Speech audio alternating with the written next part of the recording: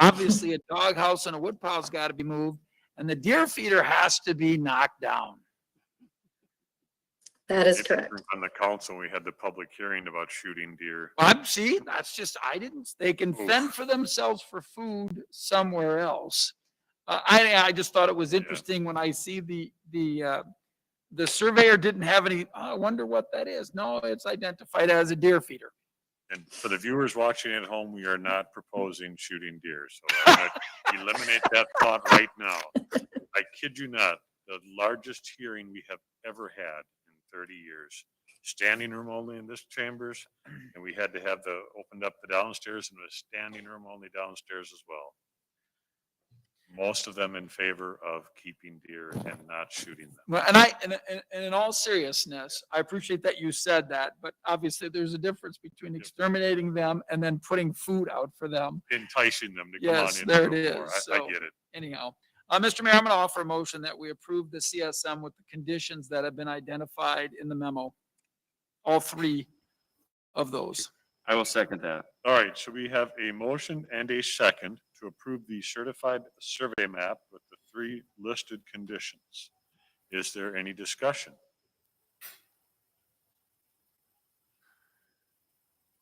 All right, hearing none, call the roll. Alderman Lindell, Yes. Alderman Weinmeier, Yes. Alderman Montello, Yes. Alderman Kraft. Yes. Alderman Kittle. Yes. All right, and that motion passes. Item 8.2 is Resolution 122001, the creation of a special revenue fund to account for fire service activities.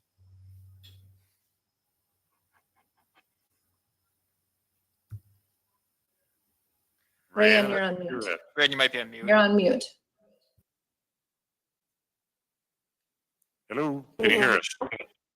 No, just yell, Ray, and I think you're close enough. We can hear you. Okay. Thank you. Sorry about that. No All problem. right. Good evening. Good evening, Mayor and Council. During the November work session, I had presented some information in regards to some governmental accounting standard board changes that impact how we account for certain activities moving forward. So what has changed is how we account for fiduciary activities. As part of this evaluation, we looked at a multitude of different activities throughout the organization. And we did identify that those activities that are part of the Fire Department Advisory Board do result in a fiduciary activity that requires us to account for those a little bit differently. So right now, those funds or those revenues and expenditures are all accounted for within the general fund. As part of the GASB changes, it requires us to account for those underneath a special revenue fund. What this would allow us to do is show the net position of the fiduciary activities, showing the ins and essentially the outs of the activity of the Fire Advisory Board. So the resolution in front of you tonight outlines that through this resolution, that special revenue fund would be adopted and it would allow us to meet the requirements of GASB 84.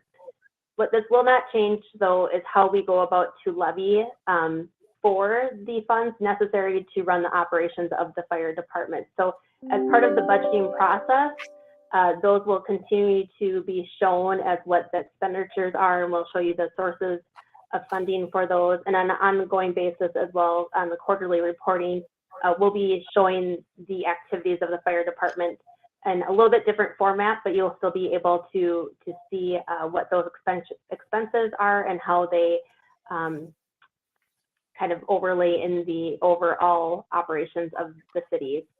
So if there's any questions, I'd be happy to answer that. Otherwise, we would be looking for approval and adoption of resolution 122001 tonight. Mr. Mayor, I'm going to offer a motion that we approve resolution 122001. All right, we have a motion to adopt resolution 122001. Is there a second to that motion? I'll second it. I'll second it. Motion and a second. Is there any discussion? Hearing none, call the roll. Alderman Weinmeier, Yes. Alderman Montello, Yes. Alderman Kraft. Yes. Alderman Kittle, Yes. Alderman Lindell. Yes. All right, and that motion passes. Then item 8.3 is resolution 122002 and 122003, designation for 2021 depository.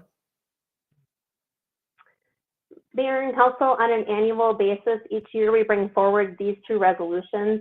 This allows and authorizes staff to deposit city's funds into certain institutions. There are no changes to the institutions from prior years, and they're outlined in the resolution as well. So I would tonight make we're a just motion. seeking. Go ahead if you got more. Nope, I was just going to say we're just seeking approval of the resolutions tonight. Thank you, Craig. Okay. Go for it. Just I before would make a motion to approve resolution 122002 and 122003. All right, we have a motion to approve 122002 and 003. Is there a second? Is there a second to that motion? I'll second the motion. I actually have a question though. It looks to me, Rayanne, like, and I understand what we're doing here, but it just kind of draws to my attention. It says one signature. If somebody is, I'm going to just say, if somebody's signing a check from those institutions, only one signature is required. Is that correct? That is correct. Does it make sense that we have a dollar amount that requires two signatures? That is something that we can certainly look into. I know a lot of our payments on the utility side are through ACH versus written checks, so we have additional internal controls in place for those ACHs. On the city side, it would potentially make sense to add a secondary signer or two signers over a certain threshold. Typically, you'll see that anything greater than $10,000.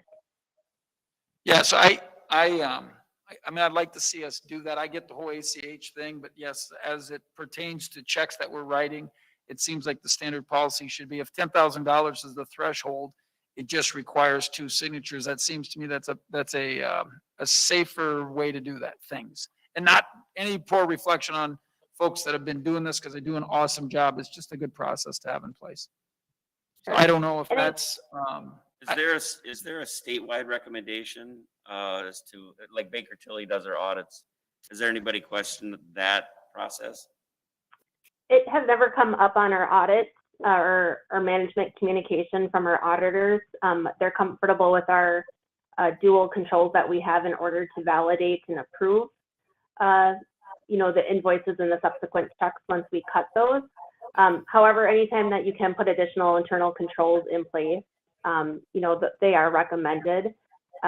More recently, we've done positive payment, which would detect potential fraudulent checks or things of that nature coming back. That's been in place over the last couple of years. So we do look for other ways. I think the one option for that is that we can bring back a recommendation as part of a January. And I think this kind of ties in with the purchasing and procurement as well.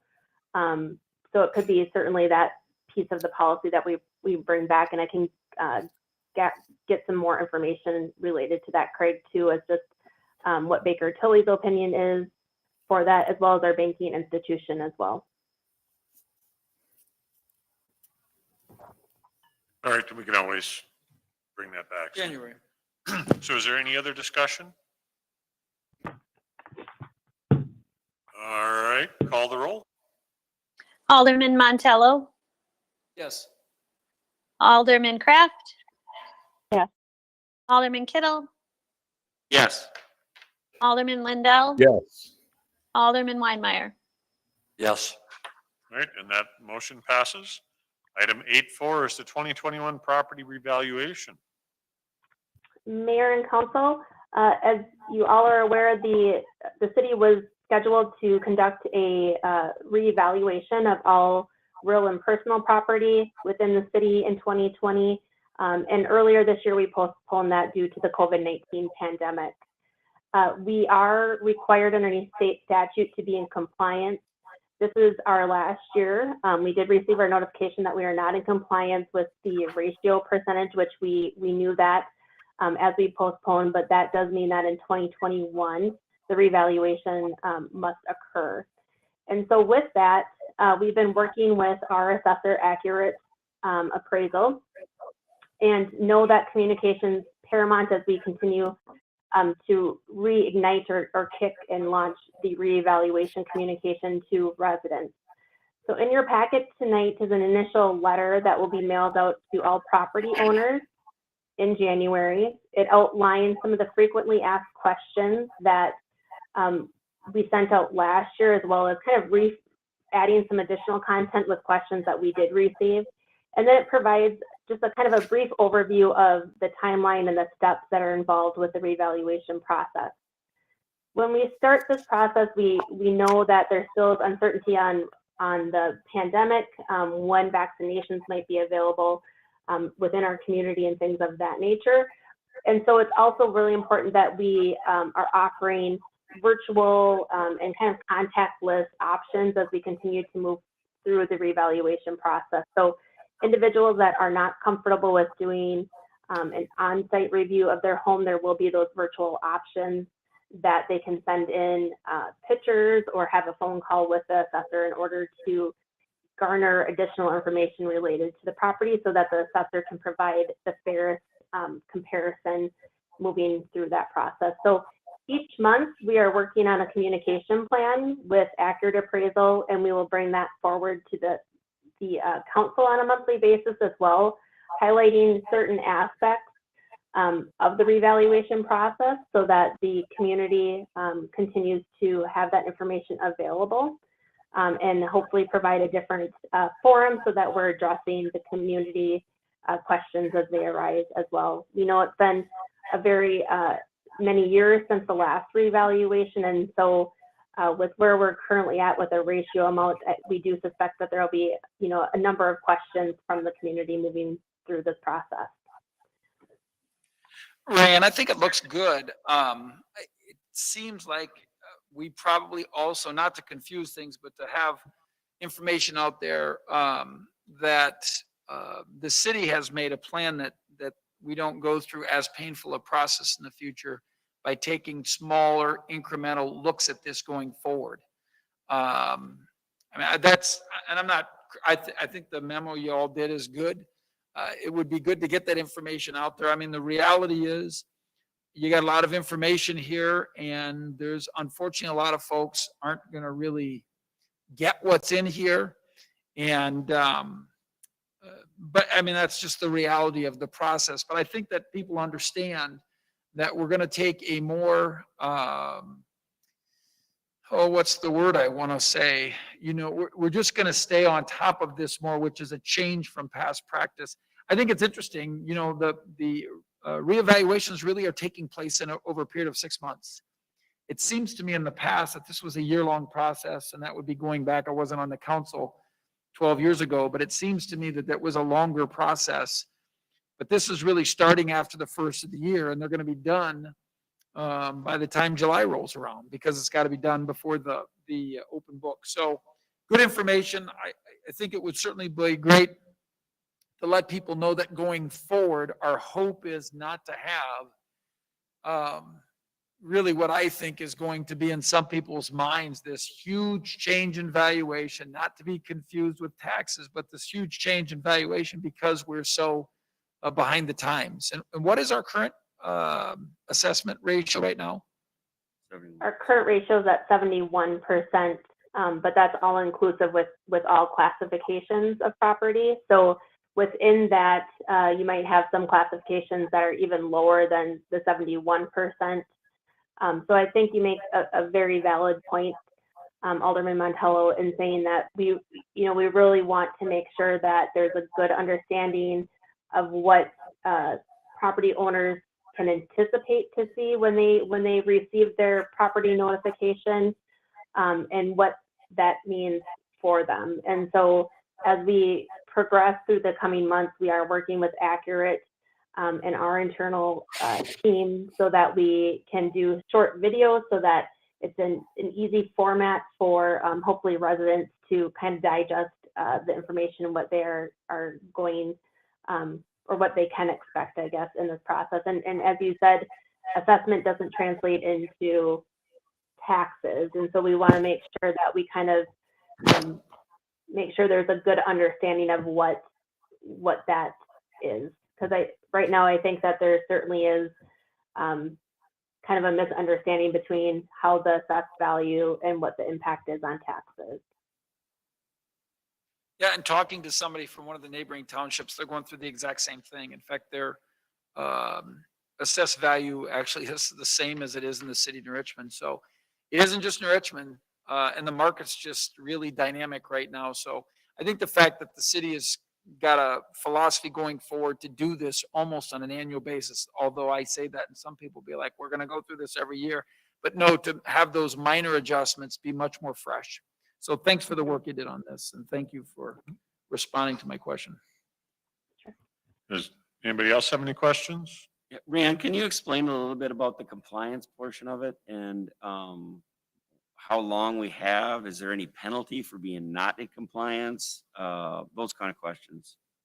Sure. So the compliance period goes over 5 years, where you need to be within 10%, either plus or minus of 100% of what the state equalized value is. So we could be up to 110% of equalized value or 90% of equalized value.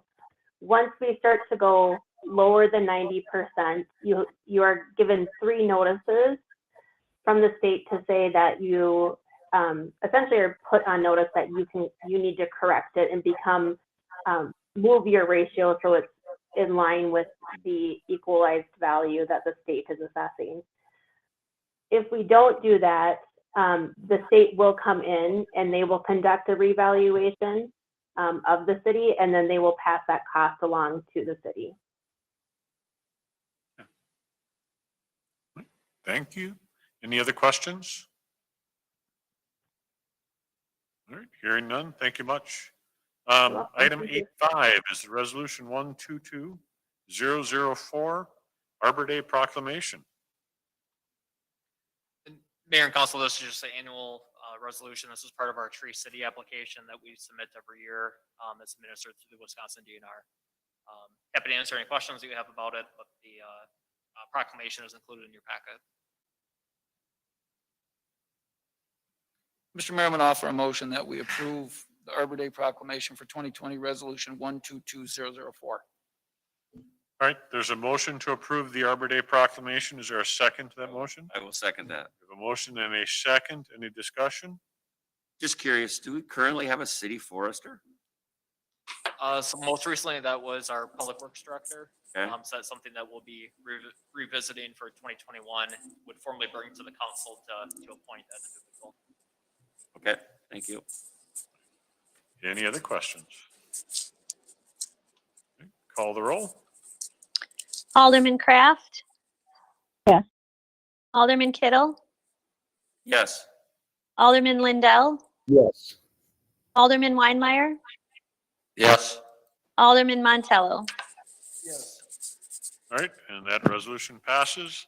Item 8.6 is resolution 122005, the 2021 schedule of fees. All right. Good evening, Mayor and Council. I'm just presenting the 2021 schedule of fees. In your packet, I outlined what the changes were. There were 6 changes. In most cases, it had to do with the escrow that goes into some different fees regarding building and zoning. And those were specifically made so that they cover the cost that goes into the review of those applications more accurately. And in some, there were reductions. The other piece of note is that the clerks, under clerks fees, the liquor licenses and fees went back to what they would normally be.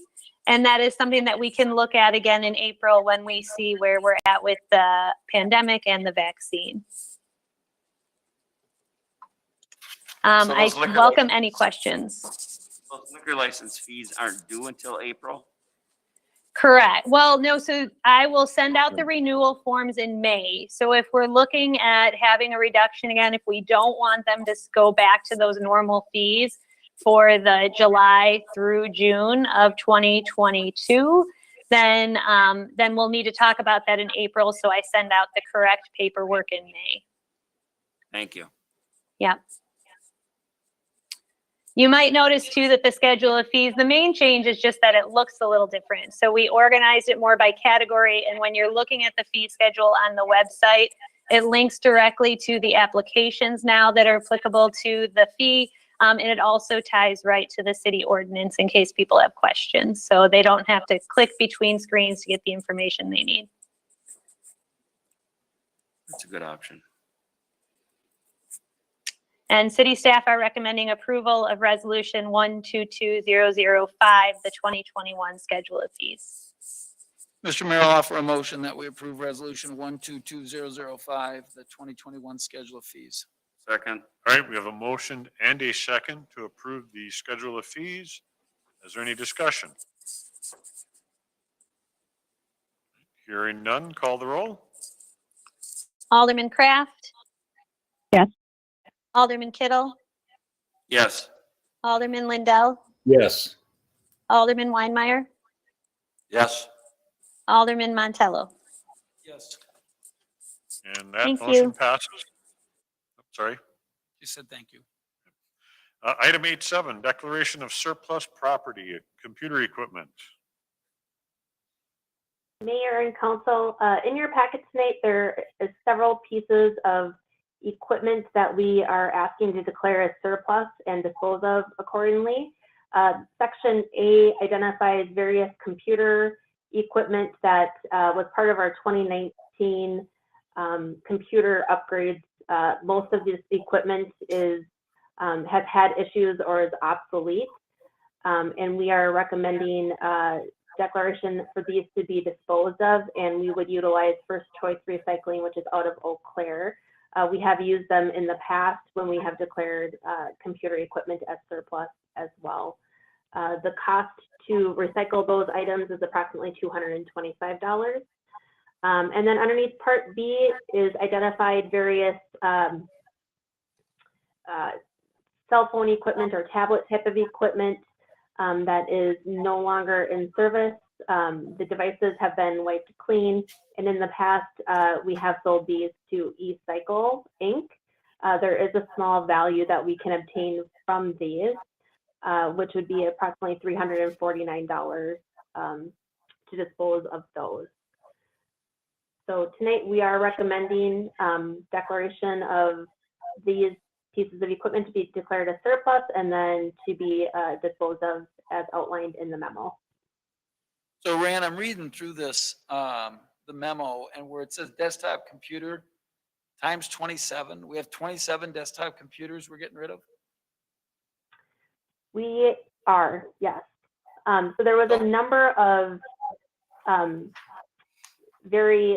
this incorporates more than just the replacement computers that occurred in 2019, but there had been several pieces of equipment that were just held by the city as we had replaced those in anticipation that maybe they would be potentially used in some form or fashion, but with the continual upgrades in software and just the operational issues that these particular hardware components have had, there is no salvage value associated with those. And so Kyle's done a great job in really identifying those pieces of equipment that we can retain and those that need to be disposed of and just essentially are taking up space at this point in time. Yeah, I don't have any questions about that. We must have had some stuff that's been sitting around here for a bit. We're cleaning up. I just, again, if somebody looked at this just fresh and they might think, wow, the city's getting rid of 27 computers in a year's time. And my guess is, no, this stuff, we've had stuff sitting on the shelf for some time. We're just cleaning it up. Just out of curiosity, the calculators must be broken. They are. Our finance team wore those out. That just doesn't add up. Okay. I'll offer a recommendation or a motion, Mr. Mayor, that we approve the declaration of, I guess it's the equipment noted in Part A be declared surplus city property. Can we do these together or does it Yes, need? yes. And then, and that, the equipment noted in Part B be authorized to sell to E-Cycle Inc. All right, you heard the motion. Is there a second? I will second that. We have a motion and a second. Any discussion? Does the VCR work? Just, just You asking. got some old tapes, don't Asking you? for a friend. Yes, that's- Take the VHS tapes then too, Craig. Okay. All right. Any other discussion? Call the roll. Alderman Kittle, Yes. Alderman Lindell, Yes. Alderman Weinmeier, Yes. Alderman Montello, Yes. Alderman Kraft. All right, and that motion passes. Item 8.8 is ordinance 545, amending sections 54-1B, term length of municipal judge. I'm going to say this must have been missed because I think the judge is currently on a 4-year term. Correct. Good evening again, Mayor and Council. While preparing for the 2021 spring election, as this is my first time going through one, I was reading the ordinances that went along with what I was doing, and I found a discrepancy. We are following the state statute correctly, but the piece of updating our city code never happened back in 2009. So this is just a little bit of housekeeping. So my recommendation is that council approves ordinance 545, amending section 54-1B of the city code. The term length of the municipal judge will continue to be 4 years, as we have been practicing per state statute, but now our ordinance in writing will reflect that as well. All right. That's what I got. Questions? So we No, would I need would to make a motion to approve ordinance 545, amending section 54-1B of the city code. And suspend the rules. And suspend All right. rules. Perfect. Is there a second to them? It's just a little Second. prodding. We'll get there. Thank you. We have a second. So is there any discussion? All right, hearing none, call the roll. Alderman Lindell, Yes. Alderman Weinmeier, Yes. Alderman Montello, Alderman Kraft. Yes. Alderman Kittle. Yes. Thank All you. right, and that motion passes. Item 8.9 is ordinance 546, amending section 2-142, Utilities Commission. Good evening, Mayor and Council. This is a follow-up from our last work session meeting. There's been discussion about increasing the membership of the Utility Commission from 5 citizens to 7 members. This would be 5 citizens, 1 business representative who would also have to be a city resident, and then 1 member of the city council. So ordinance 546, included in your packet, it is really just adding this language to the city code of ordinances. I'm happy to answer any questions that you might have.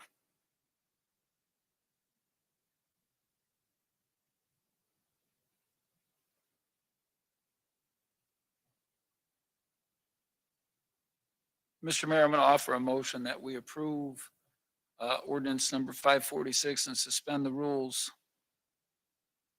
All right, we have a motion to approve ordinance 546 and suspend the rules. Is there a second to that motion? I'll second it. We have a motion and a second. Is there any discussion?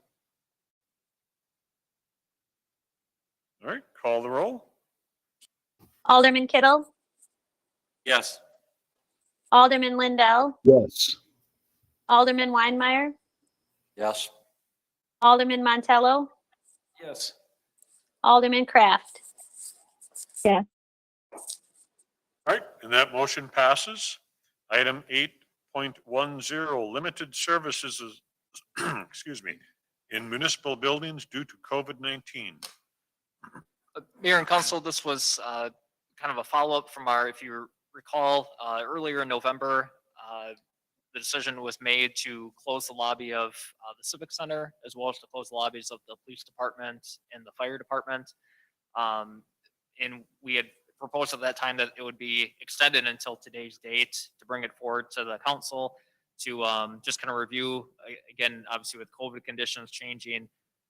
We feel at this time it's best to continue that. Our recommendation would be to continue to have the front lobby open here at the Civic Center by appointment only through January 11th, which again is the next city council meeting. This gets us through the holiday season. Obviously, the school district made the decision to continue with their virtual learning for middle school and high school. And even since November, when that decision was made, our active case number is actually higher now than it was then. Sometimes I think there's a little bit of a false sense of security just because folks say, well, I think it can, rates may be going down, or, there's the vaccine that's starting to roll out, but we still want to stay, stay steady on the course that we're at and try to, flatten the curve, so to speak. And over the last few weeks, the process has worked out quite well. We've had a lot of folks that have, we had some appointments and meetings here today, and we've had signage out by the doors.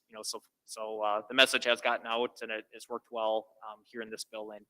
And then we would continue to keep the lobby of the police department and fire department closed as well.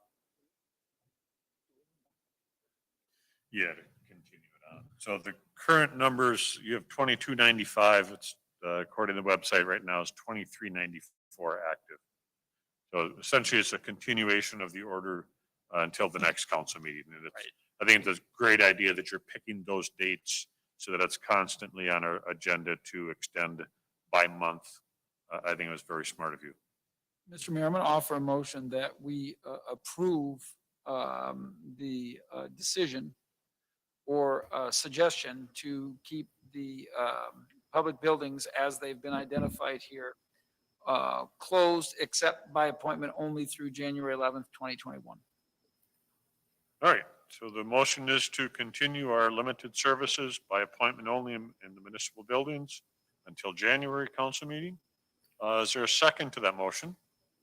I will second that. We have a motion and a second. Is there any discussion? All right, call the roll. Alderman Lindell, Yes. Alderman Weinmeier, Yes. Alderman Montello, Yes. Alderman Kraft. Yes. Alderman Kittle. Yes. All right, and that motion passes. And item 8.11, the police department contract for preliminary design services. Turn it over to the chief. Morning, or good morning. Wow, that's the day I'm having. Good afternoon, Mayor and Council. You're the picture that came up on the screen, so that's why I just took that as a, oh, we're going to the chief. No, that'll work. And I'll defer to Rayanne and know if they want to add anything. But as you're aware, on October 26th at the work session meeting, the city council directed staff to seek proposals from local engineering firms to come up with some preliminary design services for renovating the back third of our police department and some other areas, and the potential addition of a garage area. The first phase of this project, city council indicated that we could use impact fees to pay those estimates if they're approved. So staff sent out information to 3 different firms in the area. We received 2 proposals back after some discussion with those on kind of exactly what we were looking for. And we received the 2 proposals from SEH, which the city has worked with in the past, and Ayers Associates, which the city has also worked with in the past.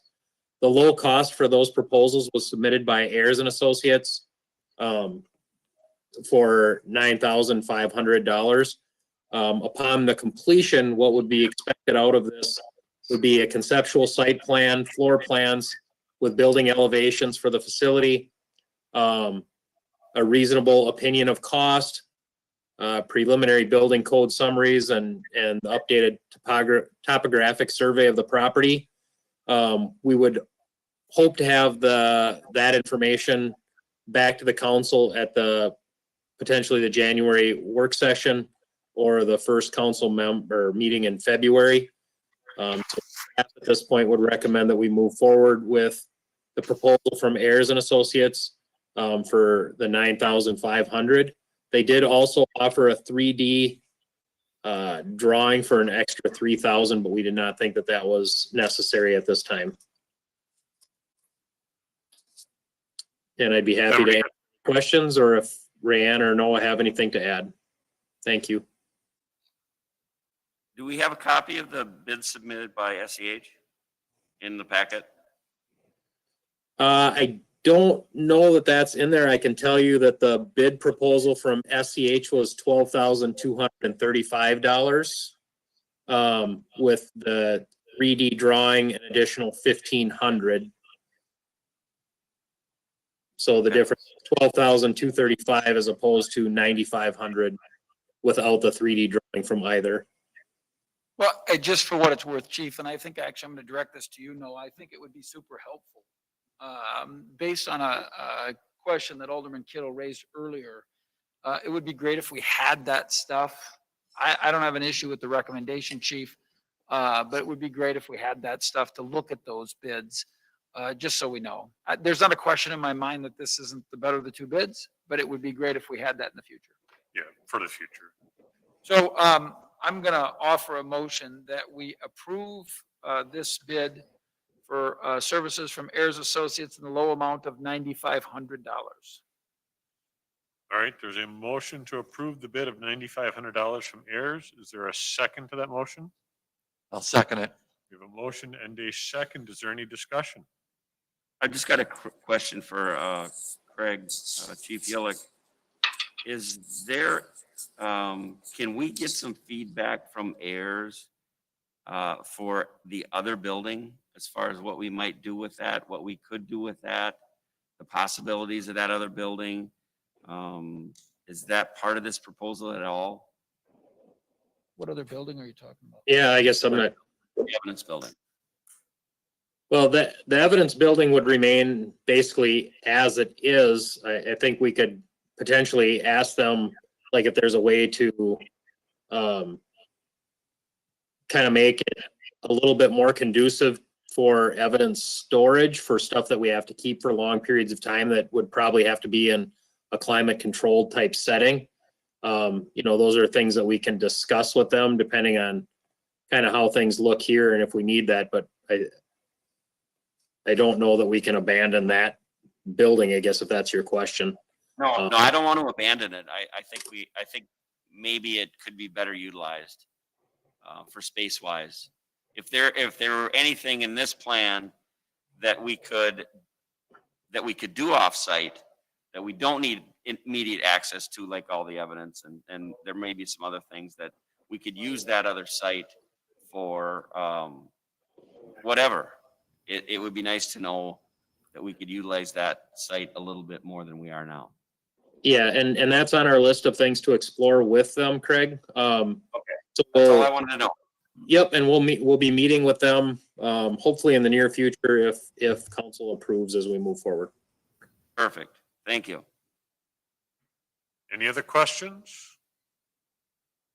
All right, call the roll. Alderman Kittle, Yes. Alderman Lindell, Yes. Alderman Weinmeier, Yes. Alderman Montello, Yes. Alderman Kraft. Yes. All right, and that motion passes. Item 8.13, the animal control impound facility. Mayor and Council, earlier this year in January, we signed a one-year contract with Woodbury Animal Humane Society for the impounding of animals for both stray dogs and cats. Prior to that, we were using a local impound facility that ceased their impounding services in the coming year. So as we continue to work through 2020, Britt Harmon, who serves as our animal control officer, did approach us and inform us of a new impound facility that is located in Wisconsin, in Baldwin, Wisconsin. It's called Western Wisconsin Animal Services. They do have a facility within Baldwin that cares for and also serves as the office for reclaiming and making the reclaiming process of animals with their owners. We have, as a staff perspective, we did meet with the operator, which is Carrie Holberg. We understand their operations, the cost of their impounding services is slightly less than that of Woodbury Animal Humane Society. Additionally, to the benefit that the Baldwin facility is a little bit closer proximity for both the animal control officers, our officers, and residents who are looking to seek to reclaim their animals. So at this time, we would, from a staff perspective, recommend the contract with Western Wisconsin Animal Service for impounding for the period. The contract has been reviewed by the city attorney as well.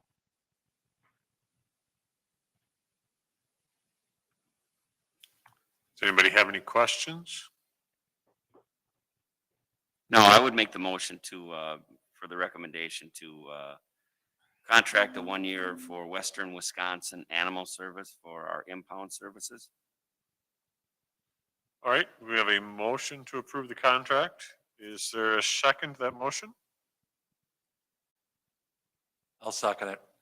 A motion and a second. Is there any discussion? Yeah, I just think it's important that we keep, for the humane treatment of animals, to keep them in the state of Wisconsin as opposed to the state of Minnesota. Get into that. Are you making a comment about their inhumane treatment of their professional football team?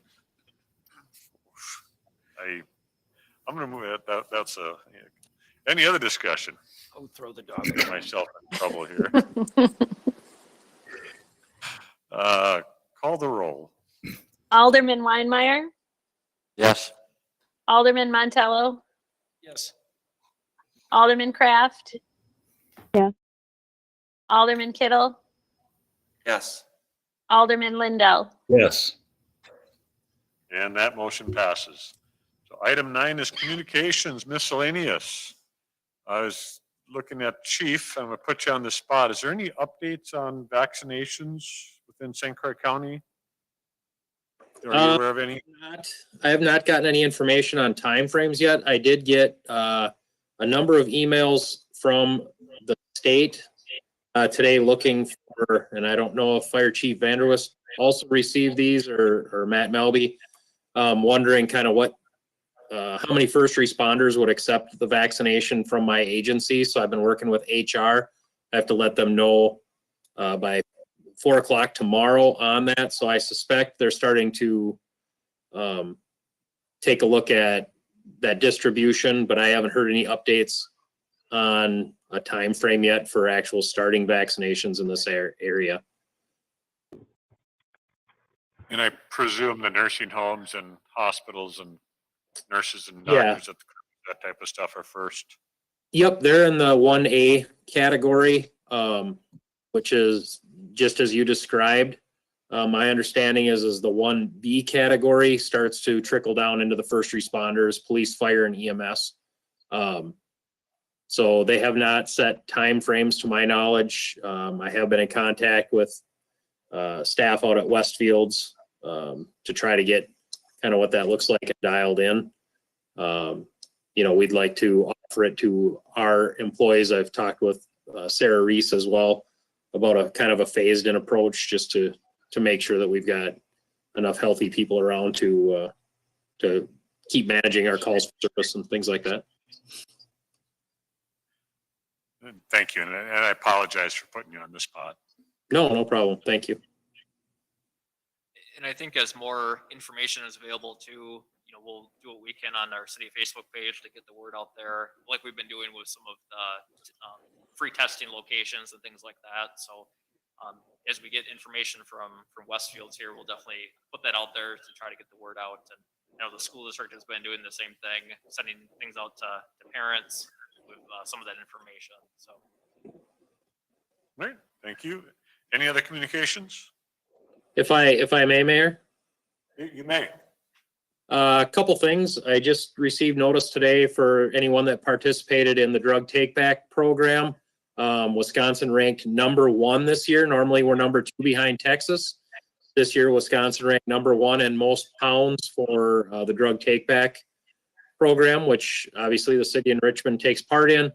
And I think we turned in 9 or 10 big boxes full of prescription drugs that people had dropped off in our drop facility here at the Richmond Police Department. And then the other announcement I have is I just wanted a quick shout out to all the area businesses that participated in our Shop with a Hero program. The Richmond Police Department took that over from St. Croix County Sheriff's Department, who continued to assist in that this year. We served, I think, 37 kids from the Richmond area, between the Sheriff's Department, the Police Department, EMS. It was a blast, and I think everybody had fun in a socially distanced way and outside, and just a great program to be a part of. Very good. Anyone else for communications? Mayor, if I could make a quick statement and a thank you out to I think Michelle is going to join me here with this, to the Kiwanis and the Rotary Club for their Merry and Bright program that they held on December 13th. For people who were going around and looking at Christmas lights. I know the weather wasn't amazing, but talked with Michelle this morning, and we did supply funds with our community recharge program to this program. And we had hot chocolate stands here at 4 of our local businesses, and they served over 700 hot chocolates. So it was very popular. People got out and about, and this is what we're really wanting to do with this community recharge fund. So good job to the Kiwanis and Rotary Club. Michelle, did you want to add anything more? Did you find some more statistics out? All right. Very good. Can I ask one question? Yes. Where's the link to the closed session meeting? No? You're gonna just stay in this call. We're Okay. able to make sure that we block anyone who shouldn't be a part of the closed session, so you're here. Okay, thanks. You bet. Very good. All right, and with that little nudge, we'll go to closed session for State Statute 19.851C and State Statute 19.851E.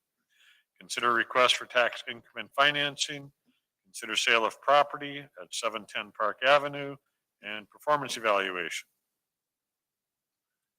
I would make a motion, we go into closed session. There's a motion to go into closed session. Is there a second to that motion? I'll second that. A motion and a second. All in favor, no, call the roll. Alderman Lindell, Yes. Alderman Weinmeier, Yes. Alderman Montello. Yes. Alderman Kraft. Yes. Alderman Kittle. Yes. All right. So if you give us just one moment, we'll make sure that it's locked Yeah. and Yep.